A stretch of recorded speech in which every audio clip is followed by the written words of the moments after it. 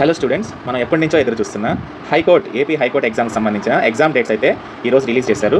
So exam dates మనకి ఎలా ఉండబోతున్నాయంటే, driver, process server, office subordinate ఈ మూడింటికి కలిపి ఒకటే కామన్ టెస్ట్ ఉంటుంది మనకి. ఆ టెస్ట్ మనకి 6 షిఫ్ట్లో జరుగుతుంది. అంటే 20వ తారీఖు 3 షిఫ్ట్లు జరుగుతుంది, ఉదయం, మధ్యాహ్నం, సాయంత్రం. 21వ తారీఖు కూడా 3 షిఫ్ట్లు జరుగుతుంది, ఉదయం, మధ్యాహ్నం, సాయంత్రం.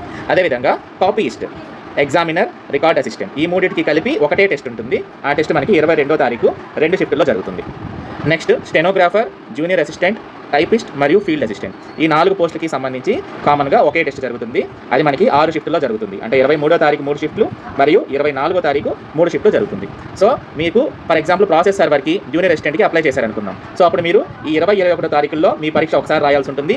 అదేవిధంగా 23-24 తారీఖులో ఏదో 6 షిఫ్ట్లో ఏదో ఒక షిఫ్ట్లో మీరు ఎగ్జామ్ రాయాల్సి ఉంటుందన్నమాట.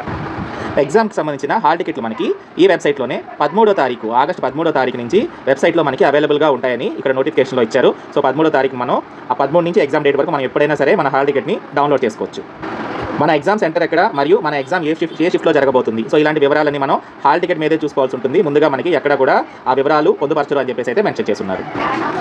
సో ఈరోజు 10 జూలై మనకి ఎగ్జామ్ జరగబోయేది వచ్చేసి ఆగస్టు 20 కాబట్టి మన దగ్గర ఇంకా 40 రోజులు ఉన్నాయి. మన దగ్గర ఈ 40 రోజుల్ని చాలా ఎఫిషియెంట్గా ఉపయోగించుకోవడానికి ప్రయత్నించండి.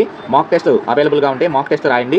మరియు జీకే ఇప్పటికే మీరు ప్రిపేర్ అయ్యి ఉంటే రివిజన్ కూడా ఇప్పుడే స్టార్ట్ చేసేయండి. కొన్ని ఎగ్జామ్స్ మనకి రీజనింగ్ సెక్షన్ కూడా ఉంది. సో ఇగ్నోర్ చేయకుండా రీజనింగ్ కూడా మీరు ప్రాక్టీస్ చేయాల్సి ఉంటుంది.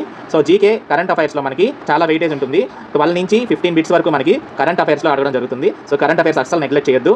ఈ మనకి ఆగస్టులో ఎగ్జామ్ జరుగుతుంది కాబట్టి ఆగస్టు కంటే ముందు 6 నెలలు అంటే కనీసం మనం జనవరి నుంచి అయినా సరే ఫుల్ ఫ్లెడ్జెడ్గా కరెంట్ అఫైర్స్లో ఫోకస్ పెట్టాల్సి ఉంటుంది. సో జనవరి నుంచి మనకి ఆగస్టు తీసేసినట్లయితే జూలై వరకు జరిగిన కరెంట్ అఫైర్స్ అన్నీ కూడా ఎగ్జామ్కి చాలా ఇంపార్టెంట్ అయి ఉంటాయండి. ఖచ్చితంగా కరెంట్ అఫైర్స్ మాత్రం మిస్ చేయకుండా ప్రిపేర్ అవ్వండి మరియు రివిజన్ కూడా చేయండి.